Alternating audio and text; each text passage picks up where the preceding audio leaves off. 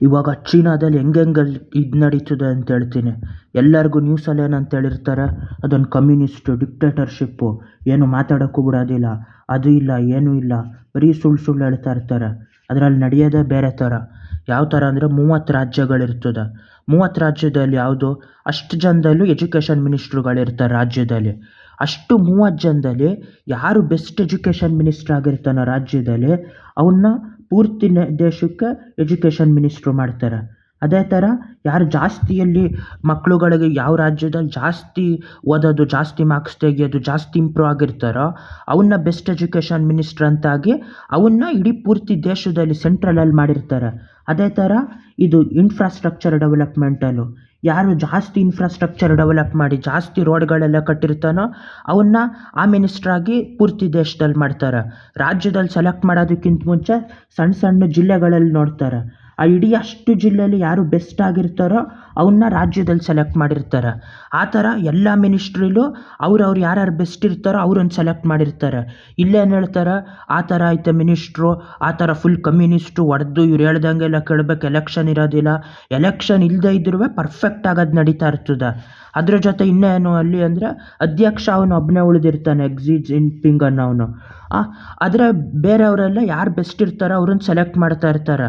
ಅವನು ಅಧ್ಯಕ್ಷ ಆಗಿ ಸೆಲೆಕ್ಟ್ ಆಗುವಾಗ ಅಷ್ಟು ಜನ ಟಾಪ್ ಒಂದು 5 ಜನ 10 ಜನ ಯಾರು ಲೀಡ್ರ್ ಇರ್ತಾರೋ ಅಷ್ಟು ಜನದಲ್ಲಿ ಯಾರು ಸ್ಟ್ರೆಂತ್ ಆಗಿ ಯಾರು ಜಾಸ್ತಿ ಡೆವಲಪ್ ಮಾಡ್ತೀನಿ ಅಂತ ಹೇಳ್ತಾರೋ ಅವನ್ನ ಮೇಯ್ನ್ ಇದಾಗಿ ಮಾಡಿರ್ತಾರೆ. ಅದು ಮಾವೋ ಇದ್ದಾಗಿಂದನೂ ಅದೇ ಥರ ಆಯ್ತಾ ಬರ್ತಾ ಇರೋದದು. ಸ್ವತಂತ್ರ ಬಂದಿದ್ದು 47ರಲ್ಲಿ, ಅವ್ರದ್ದೊಂದು 50ರಲ್ಲಿ ಬತ್ತು.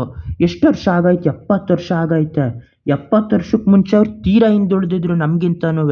ಫುಲ್ಲು ಮುಂದುವರೆದ್ಬಿಟ್ಟು ನಮ್ಮದು 4 ಟ್ರಿಲಿಯನ್ ಎಕಾನಮಿ ಇರೋದು, ಅವ್ರದ್ದು 18 ಟ್ರಿಲಿಯನ್ ಎಕಾನಮಿ. 4ರಷ್ಟು ಅಂದರೆ ಜನಸಂಖ್ಯೆ ಆಲ್ಮೋಸ್ಟ್ 140-150 ಕೋಟಿ ಐತೆ. ಇಬ್ಬರದ್ದು ವ್ಯತ್ಯಾಸ ಇಲ್ಲ. ಅದು ಎಕಾನಮಿ ಜಾಸ್ತಿ ಅಂದರೆ ಅಲ್ಲಿ ಒಬ್ಬೊಬ್ಬ ಇಲ್ಲಿ ಅವನು 4.5 ಅಷ್ಟು ಸಂಪಾದನೆ ಮಾಡ್ತಾ ಇರ್ತಾನೆ. ಕೂಲಿ ಮಾಡೋನು ಇಲ್ಲಿ 10-15 ಸಾವಿರ ತಗೊಳ್ಳೋದು, ಅಲ್ಲಿ ಲೆಕ್ಕದಲ್ಲಿ 45-50 ಸಾವಿರ ತಗೋತಾ ಇರ್ತಾನೆ. ಮಾಮೂಲಿ ಇಂಜಿನಿಯರಲ್ಲಿ ಸಣ್ಣದಾಗಿ ಹೊಸ್ದಾಗಿ ಸೇರಿದವರು 20-30 ಸಾವಿರ ಸಂಬಳ ತಗೊಳ್ಳೋರು ಅಲ್ಲಿ 1-1.5 ಲಕ್ಷ ತಗೋತಾ ಇರ್ತಾರೆ. ಅದೇ ಥರ ಇನ್ನೇನೇ ಕೆಲಸ ಮಾಡಿದ್ರು ಅಲ್ಲಿ 4-5ರಷ್ಟು ತಗೋತಾ ಇರ್ತಾರೆ ಇಲ್ಲಿ ಅಷ್ಟು. ಅದೇ ಥರ ಇಲ್ಲಿ ಒಂದು ಯಾವುದೋ ಕಿತ್ತೋಗಿರೋ ರೋಡ್ ಇರೋದ್ರ ಬದಲು ಅಲ್ಲಿ ದೊಡ್ಡದಾಗಿ ಅದು 5ರಷ್ಟು ದೊಡ್ಡದು ಫುಲ್ಲು ಚೆನ್ನಾಗಿರೋ ರೋಡ್ ಇರ್ತದೆ. ಇಲ್ಲಿ ಕಟ್ತಾ ಇದ್ದಂಗೆ ಉಂಟೋಗೋ ಬಿಲ್ಡಿಂಗ್ ಇರೋದು, ಅಲ್ಲಿ ಫುಲ್ಲು ದೊಡ್ಡ ಸ್ಕೈ ಸ್ಕ್ರಾಪರ್ ಇರ್ತದೆ.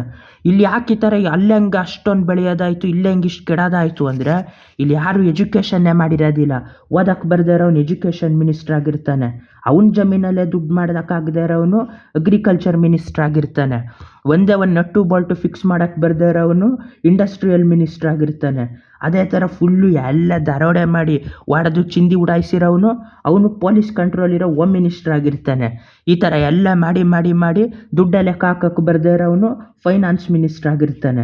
ಈ ಥರ ಯಾರ್ಯಾರು ಪಾಪ್ಯುಲರ್ ಆಗಿರ್ತಾರೋ, ಯಾರ್ಯಾರು ಫೇಮಸ್ ಆಗಿ ಜಾತಿದು ಓಟೆ ಎಳಿತಾರೋ ಆ ಥರದವ್ರದ್ದೆಲ್ಲ ಸೇರಿಸಿ ಏನಾಗಿರ್ತದೆ, ಇಲ್ಲಿ ಪೂರ್ತಿ ದೇಶನೇ ಹಾಳು ಬಿದ್ದೋಗಿ ಆ $4 ಟ್ರಿಲಿಯನ್ ಏನು ರಾಜಕಾರಣಿಗಳು ಮಾಡಿರೋದಲ್ಲ ಅವ್ರ ಕೈಗೆ ಬಿಟ್ರೆ ಒಂದಕ್ಕಿಂತ ಇಳಿಸ್ಬಿಟ್ಟು ಚಿಂದಿ ಉಡಾಯಿಸಿಟ್ಬಿಡ್ತಾರೆ. ಯಾರ್ಯಾರೋ ಕೆಲವು ಇಂಡಸ್ಟ್ರಿಗಳು ಮಾಡಿ ಆ ಇಂಡಸ್ಟ್ರಿಗಳು ಇಲ್ಲಿ ಕೆಲಸಗಳು ಸೃಷ್ಟಿ ಮಾಡಿ ಅದರಿಂದ ಅಷ್ಟು ನಡೀತಾ ಐತೆ. ಆ ಇಂಡಸ್ಟ್ರಿಗಳೇನಾದರೂ ಮುಚ್ಚೋದ್ರೆ ಅವ್ರಿಗೂ ಇವ್ರೇನು ಸುಮ್ಮನಿರೋದಿಲ್ಲ, ದಿನ ಹಿಂಸೆ ಕೊಡ್ತಾನೇ ಇರ್ತಾರೆ. ಒಂದೊಂದು ಕಂಪ್ನಿಗೂ ಹೋಗ್ಬಿಟ್ಟು ಬೆಳೆಯೋಕೆ ಬಿಡ್ದಾನೆ. ಆ 4 ಟ್ರಿಲಿಯನ್ನು ಒಂದಕ್ಕೆ ಇಳಿತದೆ. ಅದೇ ಥರ ಇಷ್ಟು ಜನನು ಒಂದೇ ಸತಿ ಇಂಪ್ರೂವ್ ಆಗೋಕ್ಕೆ ಶುರು ಆಗೋದ್ರೆ ಆ 4 ಟ್ರಿಲಿಯನ್ 5, 6, 8, 10 ಹಿಂಗೆ ಮಾಡ್ಬಿಟ್ಟವ್ರ ಮೇಲೆ ನಿಜವಾಗಿ ಕಾಂಪೀಟ್ ಮಾಡ್ಬೋದು. ಆದರೆ ಅಷ್ಟು ಜನನು ದುಡ್ಡು ಹೊಡೆಯೋಕ್ಕೆ ಕಾಯ್ತಾ ಇರ್ತಾರೆ. ಹೊಸ್ದಾಗಿ ರಾಜಕೀಯಕ್ಕೆ ಬಂದ ಅಂದರೆ ದುಡ್ಡು ಹೊಡೆಯೋದೇ ನೋಡ್ತಾನೆ, ಇನ್ನೊಬ್ಬ ಬಂದರೂ ಹೊಡೆಯೋದೇ ನೋಡ್ತಾನೆ. ನಮ್ಮದು ಪ್ರಜಾಕೀಯದಲ್ಲಿ ಏನು ಮಾಡ್ಬೋದು ಅಂದರೆ ಯಾರ್ಯಾರು ಬೆಸ್ಟು ಅವ್ರನ್ನ ಸೆಲೆಕ್ಟ್ ಮಾಡ್ಬೋದು. ಅವ್ರನ್ನ ಸೆಲೆಕ್ಟ್ ಮಾಡೋದಲ್ದೇ ಎಲ್ಲರಿಗೂ ಅವ್ನು ಓಪನ್ ಆಗಿ ತೋರಿಸ್ತಾನಲ್ಲ, ಇಷ್ಟಿಷ್ಟು ಖರ್ಚು ಮಾಡ್ತಾನೆ, ಇಲ್ಲಿಲ್ಲ ಮಾಡ್ತಾನೆ ಅಂತ. ಹಂಗೆ ಮಾಡಿದಾಗ ಏನಾಯ್ತದೆ, ಇಲ್ಲಿ ಆ ಬೆಸ್ಟಲ್ಲೂ ತಿನ್ನೋಕ್ಕೂ ಆಗೋದಿಲ್ಲ. ಅಲ್ಲಿ ತಿನ್ನೋಕ್ಕೂ ಆಗದೆ ಹೋದಾಗ ಇಲ್ಲಿ ಫುಲ್ ಇದಾಗೋಯ್ತದೆ. ಚೀನಾದಲ್ಲೂ ತಿನ್ನೋದು ಮಾಡ್ತಾರೆ, ಕರಪ್ಷನ್ ಇರ್ತದೆ. ಆದರೆ ಆ್ಯಂಟಿ ಕರಪ್ಷನ್ ಕಮಿಟಿ ಅಂತ ಬೇರೆ ಇಟ್ಟಿರ್ತಾರೆ, ಅವರು ಕಂಡುಹಿಡಿಯೋದೇ ಮಾಡ್ತಾ ಇರ್ತಾರೆ. ಅದು ಅದೇ ಥರ ಯಾವ ರಾಜ್ಯದಲ್ಲಿ ಜಾಸ್ತಿ ಆ್ಯಂಟಿ ಕರಪ್ಷನ್ ಕಮಿಟಿ ಜಾಸ್ತಿ ಕಂಡುಹಿಡ್ದಿರ್ತಾನೋ ಅವ್ನು ಇಡೀ ದೇಶದಲ್ಲೇ ಆ್ಯಂಟಿ ಕರಪ್ಷನ್ ಕಮಿಟಿಲಿ ಹೆಡ್ ಆಗಿರ್ತಾನೆ. ಅದೇ ಥರ ಇದರಲ್ಲಿ ಆಮೇಲೆ ಇದಾಗಿರ್ತಾನೆ, ಹೆಡ್ ಆಗಿರ್ತಾನೆ. ಆಮೇಲೆ ಅಲ್ಲೇನಾದರೂ ಸಿಗಾಕೊಂಡ್ರೆ ಎಷ್ಟು ದುಡ್ಡು ಕದ್ದಿರ್ತಾನೋ ಅಷ್ಟು ದುಡ್ಡನ್ನೂ ಕಕ್ಸೋದು ಮಾಡ್ತಾರೆ. ಆಮೇಲೆ ಅವ್ನಿಗೆ 20-30 ವರ್ಷ ಜೈಲಿಗೆ ಹಾಕ್ಬಿಟ್ಟು ಅವ್ನು ಸತ್ತ ಅನ್ನಂಗೆ ಮಾಡಾಕ್ಬಿಡ್ತಾರೆ. ಇಲ್ಲಿ ಥರ ಕದ್ದಿರೋನು ಕೋರ್ಟ್ಗೆ ಹೋಯ್ತಾನೆ, ಅಲ್ಲೋಗಿ ಇಲ್ಲೋಗಿ 1-2 ವರ್ಷಕ್ಕೆ ವಾಪಸ್ ಬಂದ್ಬಿಟ್ಟು ಇನ್ನೂ ಕದೀತಾನೆ ಅವನು.